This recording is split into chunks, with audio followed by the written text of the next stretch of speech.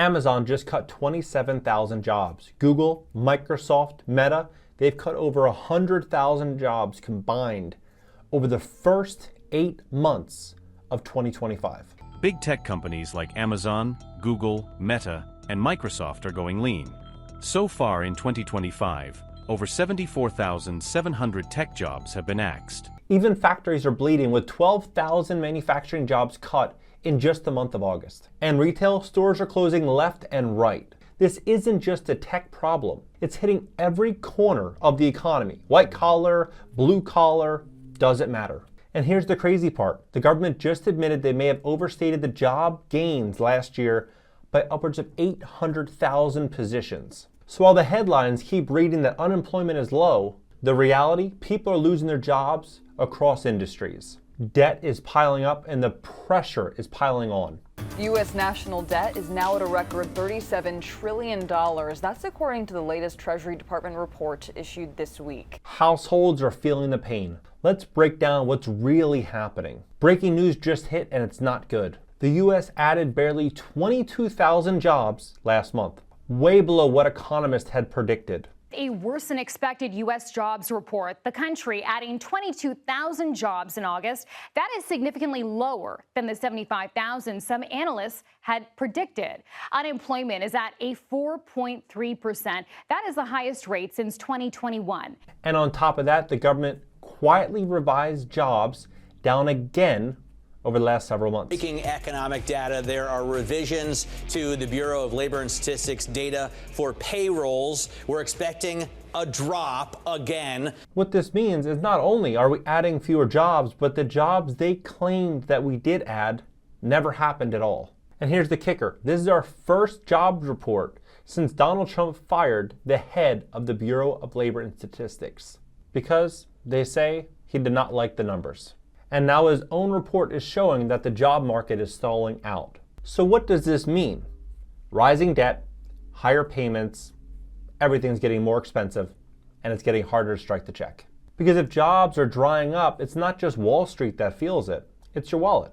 In this video, I'm going to break down exactly what's going on so you can see things clearly and not just read the headlines, but see between the lines as to where we're really headed. The U.S. economy was supposed to have added 70,000 jobs in August. Instead, we got 22,000 jobs. The August jobs report was released moments ago, showing that the U.S. added just 22,000 jobs last month, much less than the 75,000 that economists expected. That's not just a miss, it's a flat line for a country this size. And here's the kicker. When you go back and look at June and July, the government quietly revised those numbers down. June went from a gain of 36,000 jobs to a net loss of 9,000 jobs. July was cut too, from 35,000 jobs to 27,000 jobs. Add it all up, and the U.S. economy lost 20,000 jobs over the summer. Now on paper, what they say is that the unemployment rate is just over 4%. The unemployment rate also saw a slight increase to 4.3%. That seems questionably low, but let's look deeper. For years, we've had more job openings than people looking. The gap has flipped. Today, there's more unemployed workers than jobs available. Translation, it's getting a lot harder to get hired. And if you think that's bad, the Treasury Secretary has just warned that the government may have to revise all of 2024 job gains to a net loss of 800,000 positions. Imagine they sold a dream that the economy is booming, everything is thriving, the consumer is strong, but yet nearly 1 million jobs were a lie. This is what the economists call a turning point, where the job market stops being the strongest point in the economy and starts becoming a core problem. When the job market slows down, millions will feel it in their wallet. And here's the reality right now. Prices never really went down after the inflation spike. They just kept rising. Groceries are still about 22% higher than they were just a few years ago. Rents, nearly half of all renters are considered rent burden, spending over 30% of their gross monthly income on shelter. And wages, sure, they claim they've inched up, but definitely not enough to cover the inflation gap. So people are covering the difference with credit cards and buy now, pay later, or dipping into savings or bringing in roommates. The problem is savings have just about run out and are now very thin for most Americans. More than 60% of Americans are living paycheck to paycheck, and 1 in 5 Americans have a car payment north of $1,000 per month. This means that one unexpected bill could cost someone their transportation to get to work, if they still have a job, or worse, lose their home. So when headlines read that unemployment is ticking up, it's not just some number. The number in which they've provided is questionable, at the very least. We are looking at a completely different economy than the one sold to us through the mainstream. All this together means that the everyday household bills just got a lot heavier, and most people are now seeing clearly as to where we really are. Because if one's income is not secure, it means everyday costs continue to rise, and something has to give, which will likely be living standards. And when paychecks do not stretch far enough, people have no choice but to lean on credit. And that's exactly what's been happening. Credit card balances are now in excess of $1.2 trillion, an all-time American high in this country. Americans' total credit card balances hit a new all-time high of over $1.2 trillion, according to a new report from the Federal Reserve Bank of New York. With interest rates now averaging 22% and retail credit cards now north of 30% interest, carrying a balance is like running on a treadmill that just keeps speeding up. Here's the scarier part. More people rely on this to survive, and more people are falling behind. Credit card delinquencies are now at the highest point since 2011. Auto loans, of course, are following the same pattern. Missed payments are starting to stack up, and auto lenders are tightening their standards. For a lot of families, car payments are more expensive than their rent payments. And once you miss it, you could lose the wheels that take you to work. It's a vicious cycle. Higher debt, higher payments, and now missed payments. And then less access to credit when you need it most. And if the job market really is slowing, those delinquency numbers are only going in one direction. Now let's talk about the biggest line on everyone's budget, housing. If you're trying to buy right now, it's brutal. Mortgage rates have more than doubled since 2021, sitting at near 6.5% interest rates if you have excellent credit. That means the average monthly payment on a mortgage is 30 to 40% higher than what it was just a few years ago.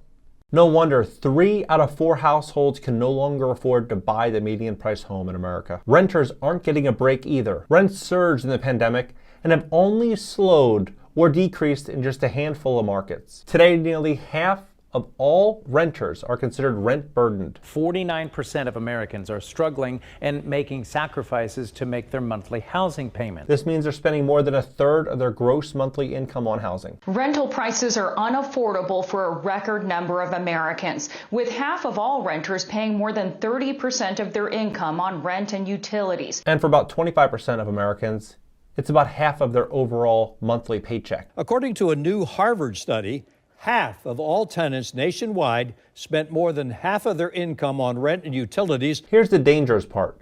You can skip on dining out or possibly a subscription, but you can't skip rent and you can't skip a mortgage. That's why even a small tick up in unemployment matters. Because if you lose hours or lose a job, that fixed housing payment does not move. It's the anchor that can pull families under. And it's not just that companies are hiring less. Some of them are straight up replacing workers. AI isn't just a buzzword anymore, it's showing up on the jobs report. Salesforce recently cut 4,000 workers and replace them with AI. AI has reportedly cut 4,000 jobs at one of San Francisco's largest private employers. On a recent podcast, he says Salesforce has halved its customer support roles from 9,000 to 4,000. This is not just an isolated case. It's happening across finance, retail, and of course tech. These companies are using automation to shrink headcount and increase profit. Americans are already bracing for this change. A Reuters poll showed that 71% of Americans are expecting AI job displacement. Economists have said that they are not that alarmed. Goldman Sachs says only 2.5%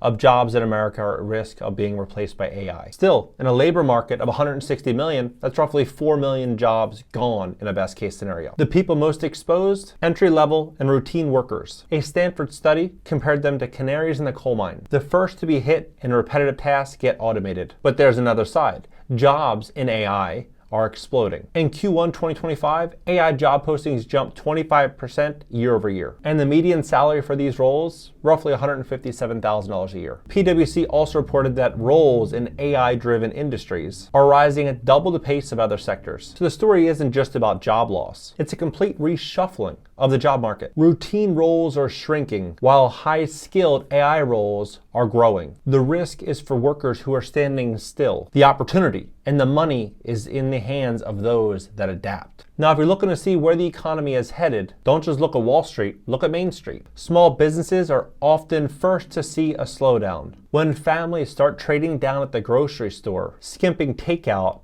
or canceling a gym membership, those dollars disappear straight out of the small business. And these owners, they're noticing. For the last couple of years, those businesses' biggest problem was finding reliable workers. Today, that's completely flipped on its head. The share of small businesses with unfilled job openings has dropped to the lowest level since 2020. Translation, they're pulling back on hiring because they don't know if customers will be there. And here's the scary part. Small businesses, they run lean. They don't have the $1 billion plus in cash reserves. If sales dip and margins shrink, they cut hours. They cut hiring or they close altogether. So when you see a half-empty restaurant on a Friday night or that help wanted sign finally come down, it's not just a coincidence, it's the pulse of the economy telling you that everything is slowing down. When weak jobs hit, Wall Street moves fast. Stocks drop on slower growth, bonds rally because traders are expecting rate cuts. But if inflation stays high while growth stalls, that's stagflation, and no one wins that game. For consumers, Fed cuts could